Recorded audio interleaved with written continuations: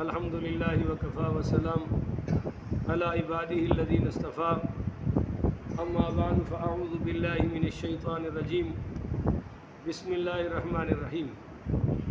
معزز سامعین، 6 جولائی بروز جمعرات 2023 بعد نماز فجر کا یہ درس قرآن انشاءاللہ سورۃ الکہف آیت نمبر 109 تا 110 2 آیات پر مشتمل ہے، اور یہ سورۃ الکہف کا آج آخری درس ہے۔ اللہ تعالیٰ سے دعا ہے اللہ کریم مجھے شرح صدر کے ساتھ مقصد بیان کرنے کی توفیق عطا فرمائے، اور اللہ تعالیٰ عمل والی باتوں پر عمل پیرا ہونے کی توفیق عطا فرمائے۔ کل یہ جنتیوں کا آخر میں بیان ہوا تھا کہ ان الذین آمنوا وعملوا الصالحات۔ آپ یہ اصول نوٹ کر لیں قرآن پاک کا کہ جہاں بھی ایمان کے بعد جنت کا ذکر ہوا ہے، ساتھ عمل صالح کی قید ہے۔ یہ نہیں ہے کہ کلمہ پڑھ کے بس سیدھا جنت ہے، نہیں، وعملوا الصالحات، نیک عمل۔ کانت لہم جنات الفردوس نزلا، فرمایا ان کے لیے فردوس کی جنتوں کی مہمانی ہے۔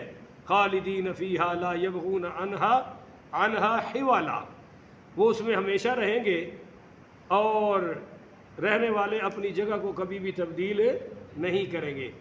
آج کی جو آیت نمبر 109 ہے، یعنی سورۃ الکہف کی سیکنڈ لاسٹ آیت، قل، اے میرے محبوب آپ ان سے فرما دیجئے، لو کان البحر مدادا لکلمات ربی، اگر میرے رب کے کلمات کو لکھنے کے لیے، لنفد البحر، سمندر سیاہی بن جائے، تو قبل ان تنفد کلمات ربی، تو میرے رب کے کلمات کے ختم ہونے سے پہلے ضرور سمندر ختم ہو جائیں گے۔ وَلَوْ جِئْنَا بِمِثْلِهِ مَدَدًا، اور اس کی مدد کے لیے اتنے سمندر اور بھی لے آؤ۔ تو اللہ کے کلمات کو کوئی لکھ سکتا؟ اللہ کے علم کو کوئی لکھ سکتا؟ تو اللہ کے کلمات تو لامتناہی ہیں، اور ساری دنیا کے سمندروں کے پانی کو سیاہی بنا لو، اور ساری دنیا کے، یہ دیکھو اللہ تعالیٰ سورہ لقمان کی آیت نمبر 27 میں فرما رہا ہے، وَلَوْ أَنَّمَا فِي الْأَرْضِ مِنْ شَجَرَةٍ أَقْلَامٌ وَالْبَحْرُ يَمُدُّ مِنْ بَعْدِهِ سَبْعَةُ أَبْحُرٍ مَا نَفِدَتْ كَلِمَاتُ اللَّهِ إِنَّ اللَّهَ عَزِيزٌ حَكِيمٌ۔ اگر روئے زمین کے تمام درخت قلم بن جائیں اور سمندر اس کی سیاہی ہوں، اور ان کے بعد 7 سمندر اور لے آؤ، پھر بھی اللہ تعالیٰ کے کلمات ختم ہو سکتے نہیں۔ ان اللہ عزیز حکیم، بہت ہی غالب حکمت والا ہے۔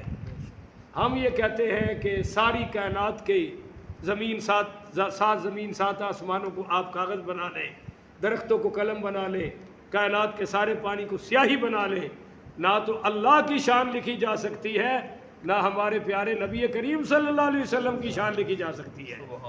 یہ ہمارا عقیدہ ہے جی۔ قل، اب آخری آیت، یہ آج ہماری زیر بحث رہے گی تھوڑی سی۔ آپ اللہ سے دعا کریں کہ مجھے اللہ صحیح بات سمجھنے اور سمجھانے کی توفیق عطا فرمائے۔ بڑی مشکل یہ ہے آیت۔ قل، آپ فرما دیجئے، انما انا بشر مثلکم، کہ میں خدا نہ ہونے میں، بولو خدا نہ ہونے میں، انا بشر مثلکم، تمہاری طرح کا بشر ہوں، تمہاری طرح بشر ہوں، تمہاری مثل بشر ہوں، بشر مثلکم، تمہاری مثل بشر ہوں۔ تم بھی خدا نہیں ہو اور میں بھی خدا نہیں ہوں۔ یہ کافروں سے کہا جا رہا ہے جنہوں نے یہ سوال کیا تھا کہ ذوالقرنین کون ہے، روح کیا ہے، اور وہ تیسرا سوال کیا تھا کہ اصحاب کہف کون ہے۔ تو ان کو کہا جا رہا ہے کہ تم بھی خدا نہیں ہو، میں بھی خدا نہیں ہوں، میں خدا نہ ہونے میں تمہاری طرح بشر ہوں۔ یوحا الی انما، ماں میری طرف وحی کی جاتی ہے، اب میں تمہاری طرح رہا۔ پیدائش تو میری بھی ماں سے ہی ہوئی ہے، میرا بھی ابا ہے عبداللہ، میرا بھی خاندان ہے قریشی ہاشمی، میں مطلبی ہوں، عبد المطلب کا پوتا ہوں، میرے چاچے ہیں، میری پھوپھیاں ہیں، میری بیویاں ہیں، میری بھی بیٹیاں ہیں، رہتا ہوں، سوتا ہوں، کھاتا ہوں، پیتا ہوں، مگر یاد رکھو تمہاری طرح نہیں ہوں۔ ہائے ہائے، نہیں سمجھے، تمہاری طرح نہیں ہوں۔ مثال کے طور پہ آپ کہیں گے جی کیوں نہیں ہے، تو ہم کہیں گے کہ اول ما خلق اللہ نوری، سب سے پہلے اللہ نے حضور کا نور پیدا فرمایا۔ کیا یہ مقام کسی اور کو بھی حاصل ہے؟ نہیں۔ پوچھا گیا کہ آپ نبی کب بنے، تو فرمایا جب آدم مٹی اور گارے، پانی اور مٹی کے درمیان تھے، میں اس وقت بھی اللہ کا نبی تھا۔ کیا یہ کسی اور کو شرف حاصل ہے؟ تو حضرات یہ جو کہا گیا نا انما انا بشر مثلکم، میں تمہاری مثل بشر ہوں، یاد رکھیے کہ قرآن میں کافی مقامات ہیں کہ کافر حضور کو بشر سمجھتے تھے اپنے جیسا۔ بولیے اپنے جیسا، تھوڑا بولو نا، میری توجہ ڈیوائڈ نہ کرا کرو، تھوڑے وال ہو جاندی گل یاد نہیں رہندی۔ ان ھذا الا قول البشر، یہ تو صرف بشر کا قول ہے۔ آپ سورۃ المدثر آیت نمبر 25 میں نے پڑھی ہے۔ نمبر 2 ابشر منا واحدتین واحد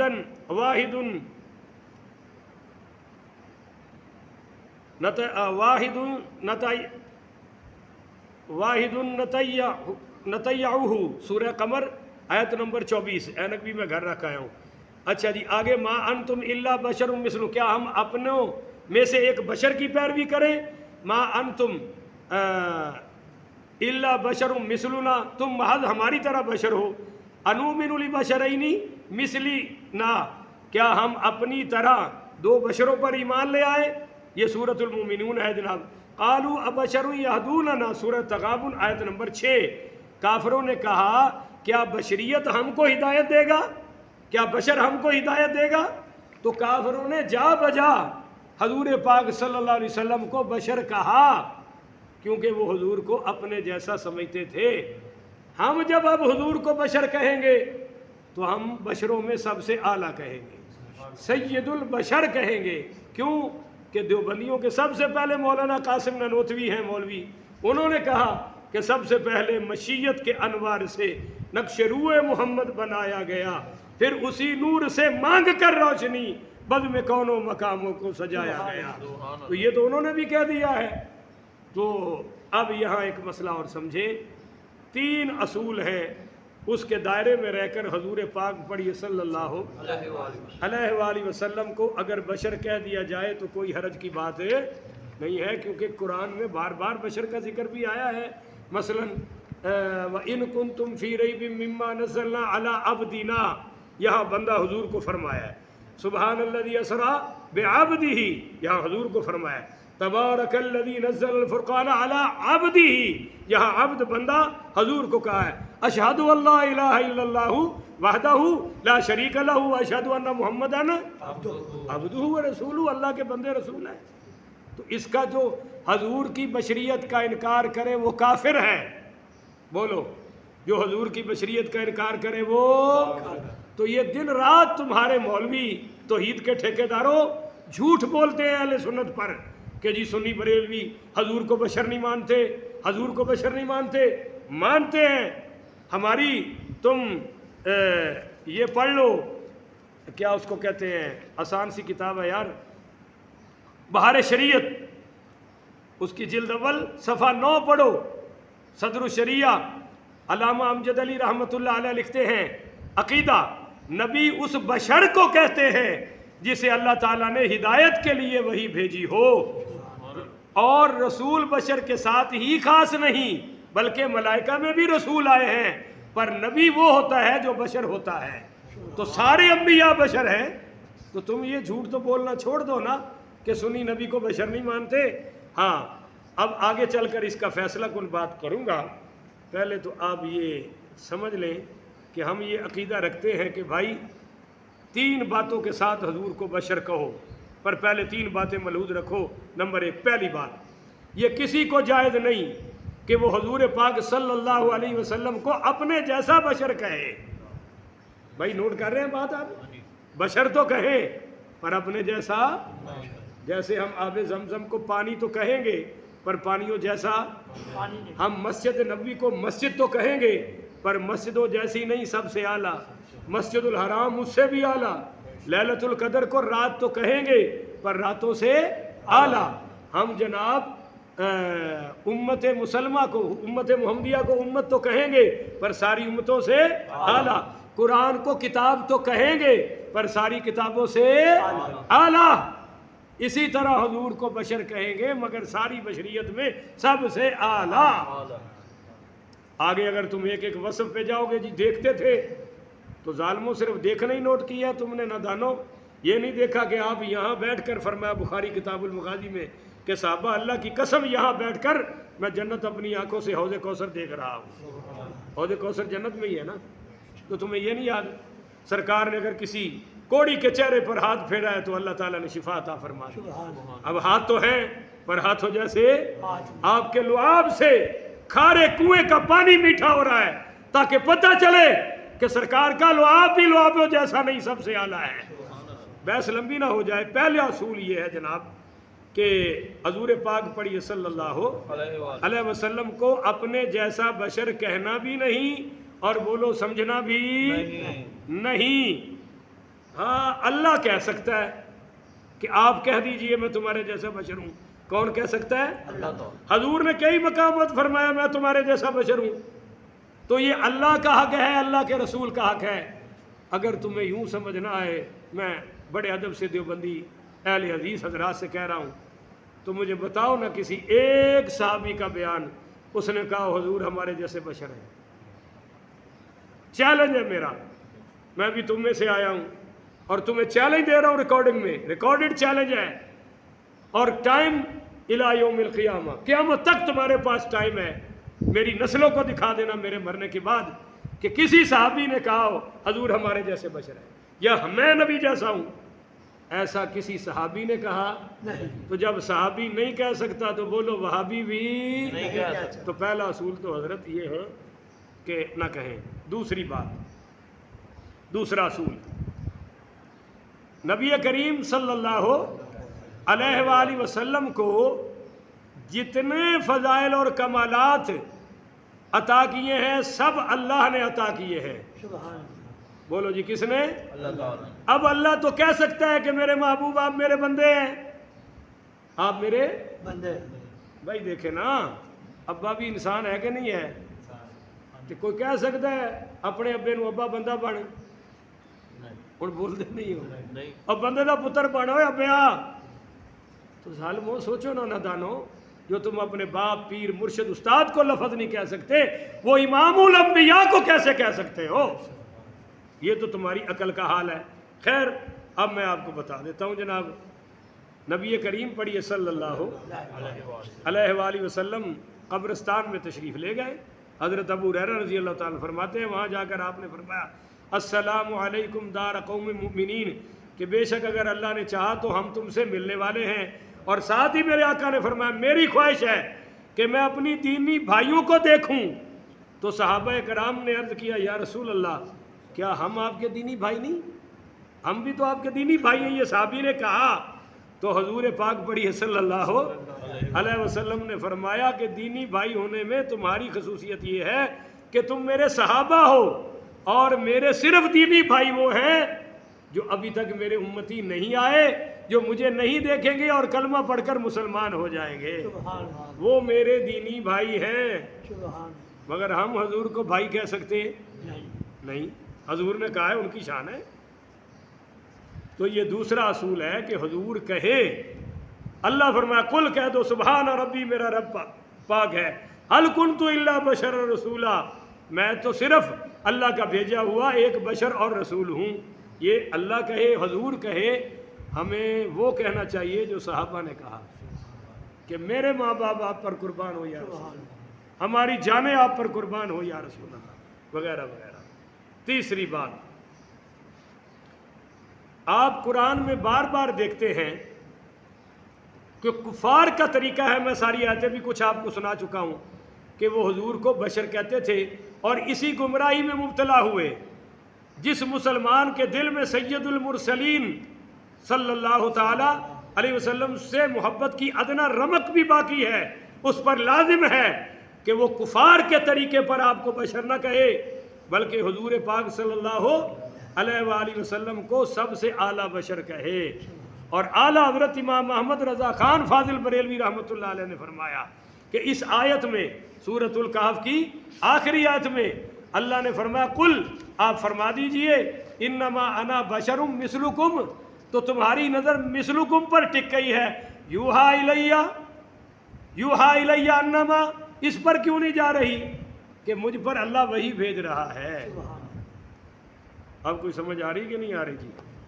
تو اس لیے بھائی ہم یہ عقیدہ رکھتے ہیں کہ حضور بشر تو ہیں پر بشروں جیسے نہیں ہیں، اور یہ چیلنج میرا رہے گا کہ کسی صحابی نے حضور کو اپنے جیسا بشر نہیں کہا اور اپنے آپ کو حضور جیسا بشر نہیں۔ مجھے بڑا افسوس ہوا، کل میں ایک تفسیر پڑھی، بہت بڑے دیوبند کے مولوی ہیں، بڑی کتابیں لکھی ہیں، تحفۃ القاری ان کی بخاری شریف کی شرح ہے، اور تحفۃ الاحوذی ان کی ترمذی کی شرح ہے 8 جلدوں میں، ان کی ایک بڑی نامور تفسیر ہے ہدایت القرآن 8 جلدوں میں، اس میں وہ لکھ رہے ہیں کہ اگر کبھی ہم حضور کو اپنے جیسا بشر کہیں تو سمجھانے کے لیے کہتے ہیں، اور میں سر پکڑ کے رہ گیا کہ یہ ہے دارالعلوم دیوبند کا شیخ الحدیث، ابھی سوا سال ہوئے وہ فوت ہو گئے، اور اس تفسیر کا نام ہدایت القرآن رکھا ہے۔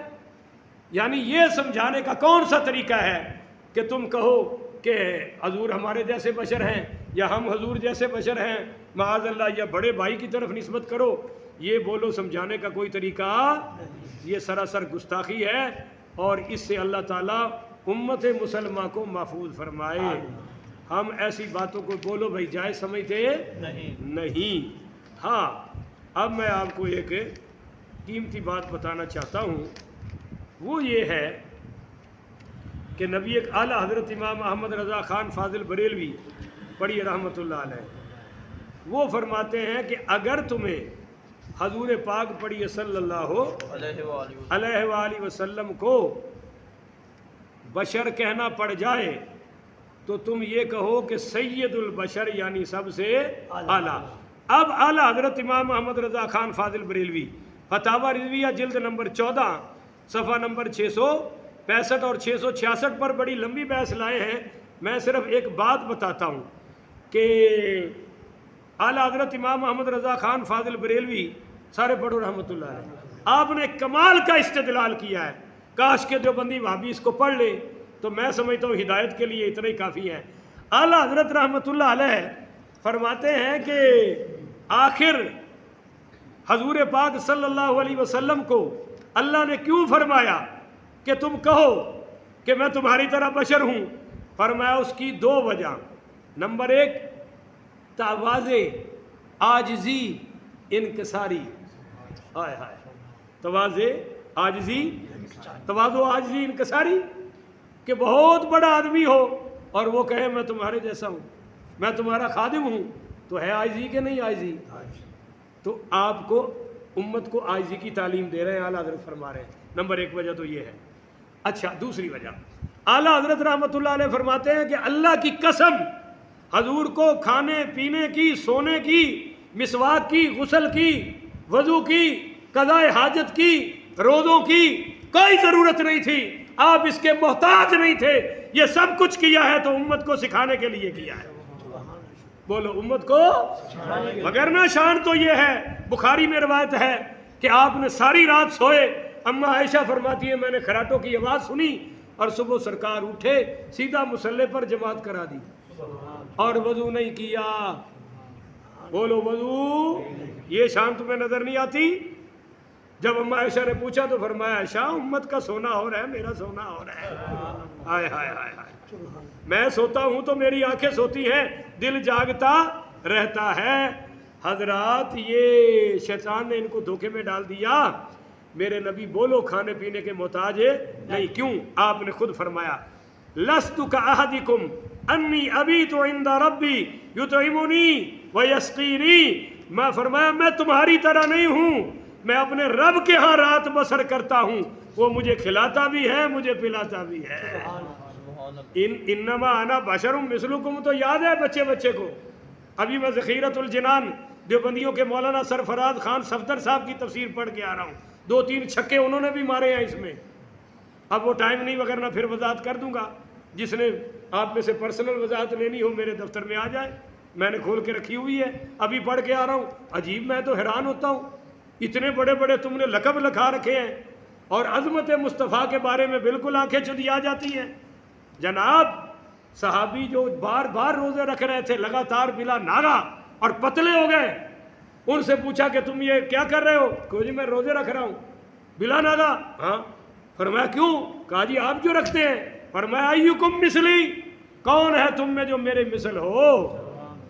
مجھے تو میرا رب کھلا بھی دیتا ہے اور میرا رب، صحابہ میں تو نبی کی مثل کوئی نہیں ہے، تو صحابیوں میں کوئی نہیں، تو قیامت تک وہابیوں میں بھی کوئی نہیں۔ تو ایسے ہی بدبختی میں اپنے منہ کالے نہ کرو۔ تو اعلیٰ حضرت رحمۃ اللہ علیہ نے فرمایا نمبر 1 تو عاجزی انکساری کی۔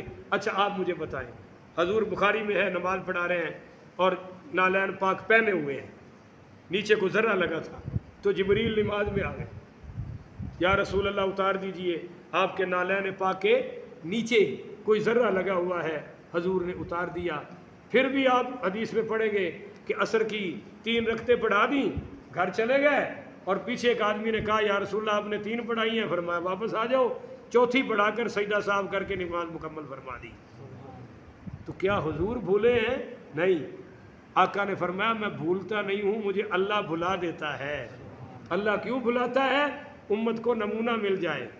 بولو جی، امت کو غسل کیوں کیا؟ امت کو نمونہ مل جائے۔ پہلی وجہ اعلیٰ حضرت فرماتے ہیں یہ ہے۔ دوسری وجہ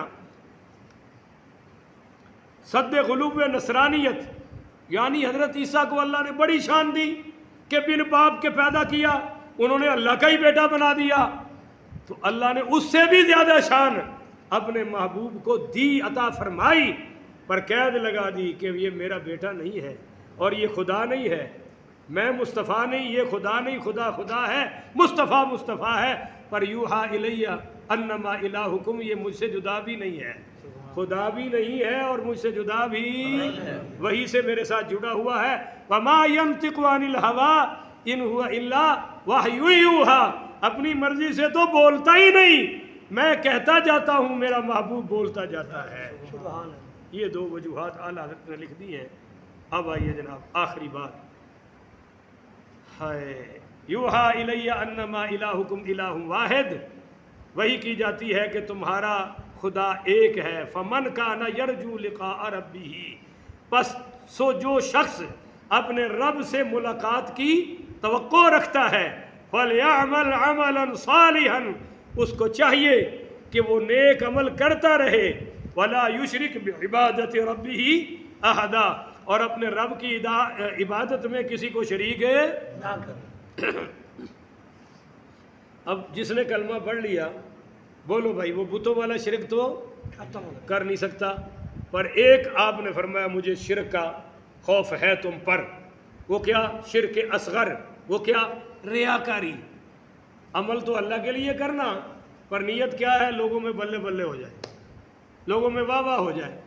اس پر سب سے پہلے جہنم میں عالم با عمل جائے گا، با عمل، کیونکہ وہ عمل اس لیے کرتا تھا، تقریر اس لیے کرتا تھا، بلے بلے ہو جائے ہیں۔ مولویوں نے تسی ویکھیا نہیں، اسی مولویاں جمے پڑے ہیں، پیسے دیے لوگوں کو، پہلے تو پھینکنا پھر دوسرے پھینکیں گے، تو نعرے لگانا، یہ پھول پکڑ میرے گلے میں ڈالنا۔ میرا قرآن پر ہاتھ ہے، آج تک یہ ڈرامے بازی نہیں کی اور کروں گا بھی نہیں، کہو انشاءاللہ۔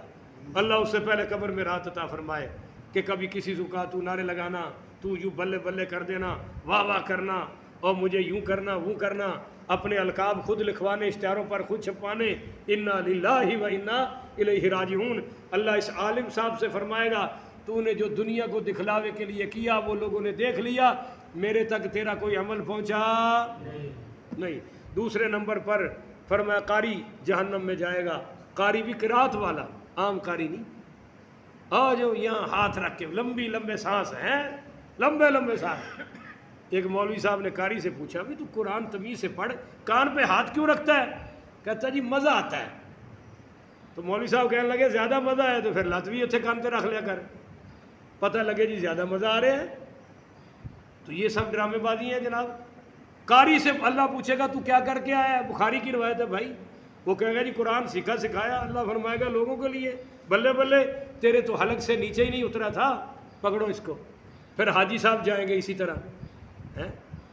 5 ٹائم نماز پڑھتے ہیں پر کوئی اپنے ساتھ نمازی لکھتا. ہوں بولو سچی کھالتے بس ہو گئی ہے. 5 ٹائم نماز پڑھتے ہیں کوئی لکھے نا. مجھے کسی کا نام بھی نہیں آتا. افضل نمازی کوئی لکھتا ہے؟ عثمان نمازی اور کسی کا آندہ کوئی نہیں بھائی. سیف اللہ نمازی کوئی نہیں لکھتا. پر ایک بار حج کر کے آ جائیں تو ساری عمر حاجی حاجی حاجی. اللہ پوچھے گا حج لوگوں کو دکھانے کے لیے کر کے آیا تھا؟ اس کو پکڑو 70 گز لمبے ہاتھ کی سنگل کی بیڑیاں ڈال کے یہاں سے فرشتہ ہاتھ ڈالے گا یہاں گھسیٹ کر جہنم میں پھینک دے گا. پھر سخی صاحب بھی آئیں گے. سخی کا بھی یہی حشر ہوگا. تو فمن کان یرجو لقاء ربہ فلیعمل عملا صالحا. حضرت ابو سعید خدری رضی اللہ تعالیٰ عنہ فرماتے ہیں ہم بیٹھے ہوئے تھے حضور ہماری مجلس میں تشریف لے آئے تو آپ نے فرمایا کیا بات ہے بھائی؟ تو صحابہ کہنے لگے جی ہم دجال کا ذکر کر رہے ہیں. فرمایا مجھے دجال سے بھی بڑے ایک فتنے کا تم پر خوف ہے. دجال سے بھی بڑے. کہا یا رسول اللہ وہ کیا؟ فرمایا وہ ہے کہ تم ریاکاری کے ساتھ عمل کرنا شروع کر دو. لوگوں کے دکھلاوے کے لیے عمل کرو. پنکھے پہ نام لکھا ہوا ہے محمد باٹا من جانب محمد بوٹا. کمروں پہ تختیاں لگی ہوئی ہیں. فلاں نے یہ کمرہ بنا دیا مدرسے کا. فلاں نے گیٹ لگا دیا. او بھائی اللہ کے لیے کرو. حضرت ابو ہریرہ رضی اللہ تعالیٰ عنہ کہنے لگے یا رسول اللہ میں نماز پڑھ رہا ہوں رات کو گھر میں اللہ کے لیے. کوئی آدمی آ گیا اس نے مجھے دیکھا مجھے خوشی ہوئی تو کیا یہ ریاکاری ہے؟ آپ نے فرمایا نہیں اے ابو ہریرہ اللہ تم پر رحمت نازل فرمائے. اللہ تمہیں ڈبل اجر عطا فرمائے گا. پہلا کہ تم نے صرف اللہ کے لیے کیا اور دوسرا لوگوں میں نیکی پھیل رہی ہے تیرے ظاہر لوگوں کے دیکھنے کی وجہ سے نہ کہ تیرے دکھانے کی وجہ سے. کسی نے خود دیکھ لیا بولو کوئی حرج کی بات ہے نہیں ہے. تو خیر عرض کرنے کا مقصد یہ ہے بھائی عمل کس کے لیے؟ اور یہ شرک ہے. شرک اصغر چھوٹا شرک ہے. قیامت والے دن بعد لوگوں کے بڑے بڑے عمل ہوں گے. اللہ فرمائے گا بھائی میں تو عمل وہ قبول کروں گا جو میرے لیے صرف کیا گیا ہو اور جس میں تم نے اور میرے سانجی شریک بنائے وہ ان شریکوں تک ہے میرے تک تمہارے ایسے کوئی عمل پہنچ سکتے نہیں. تو جس طرح ہم اپنے گناہ چھپاتے ہیں نا اللہ والے اپنی نیکیاں چھپایا کرتے تھے. یقین کریں مسجد میں بیٹھا ہوں وہ اپنی نیکیوں پہ پردہ ڈالا کرتے تھے. ان کی نیکی کھلتی تھی تو وہ پریشان ہو جاتے تھے. آخری بات حضرت ابو بکر صدیق رضی اللہ تعالیٰ عنہ کی خلافت کے زمانے میں حضرت عمر کہتے ہیں کہ ایک بڑی عورت تھی مدینے کے قریب رہائش تھی نابینی تھی بیوہ تھی نہ اس کا کوئی برتن بھی دھو جاتا اور وہ کر جاتا سارا صفائی دھلائی روٹی کھلا جاتا تو وہ دعا دیتی چلا جاتا. ایک دن حضرت عمر کہتے ہیں کہ میں پہنچ گیا میں نے وہ سارا کام کر دیا تو انا حضرت عمر کہتے ہیں میں کھلاتا تھا میں پلاتا تھا پر ایک دن میں آیا تو میں نے دیکھا اس کا سارے کام ہوئے پڑے ہیں. مجھے فکر ہوئی یہ کون ہے جو میری نیکی پر قبضہ کر گیا. کہتے ہیں میں نے کہا چلو کوئی راگیر ہوگا. دوسرے دن پھر ایسا ہی تیسرے دن پھر ایسا ہی. فرماتے ہیں پھر چوتھے دن میں پہلے آ گیا. میں دروازے پہ کھڑا ہو گیا میں نے دیکھا ایک آدمی نے نقاب کیا ہے جھاڑو لگا رہا ہے روٹی کھلا رہا ہے پانی پلا رہا ہے برتن دھو رہا ہے. کہتا اماں دعا کرنا اللہ قیامت والے دن میرا حساب آسان فرما دے. کہتے ہیں جب وہ نکلنے لگا تو میں نے آگے ہو گیا. میں نے کہا بھی تو کون ہے؟ اس نے کہا جی میں اللہ کا بندہ. فرمانی تیرا نام کیا ہے؟ کہتے ہیں کہ وہ تو مجھے جانتے ہی تھے. جب میں نے ذرا زور دیا تو اس کو پتا تھا عمر پھر عمر ہے نہیں چھوڑے گا. تو جب میں نے زیادہ زور لگایا تو انہوں نے پھر اپنے چہرے سے نقاب اتارا تو وہ خدمت کرنے والے جھاڑو دینے والے خلیفۃ المسلمین ابو بکر صدیق تھے. رات کو حضرت ابو بکر تہجد پڑھ رہے ہیں آہستہ حضرت عمر پڑھ رہے ہیں اونچی. حضور نے دونوں کی سن لی. فرمایا ابو بکر اتنی آہستہ کیوں پڑھ رہے تھے؟ کہا جی اللہ کو سنا رہا تھا. اللہ تو سنتا ہی ہے. عمر تو اونچی کیوں پڑھ رہا تھا؟ کہا جی میں شیطان کو بھگا رہا تھا سونے والوں کو جگا رہا تھا. تو فرمایا عمر تو تھوڑی آہستہ کر ابو بکر تو تھوڑا سا اونچا کر دے. تو بھائیو یہ بہت بڑا کڑا امتحان ہے نیکیاں کرنے والوں کا نماز پڑھنے والوں کا تبلیغ کرنے والوں کا سننے والوں کا حاجیوں کا معتمروں کا کہ وہ عمل کس کے لیے کرے؟ اللہ کے لیے. اس کی تشہیر نہ کریں. اللہ اس کی توفیق عطا فرمائے. آخر ودعوانا ان الحمدللہ رب العالمین.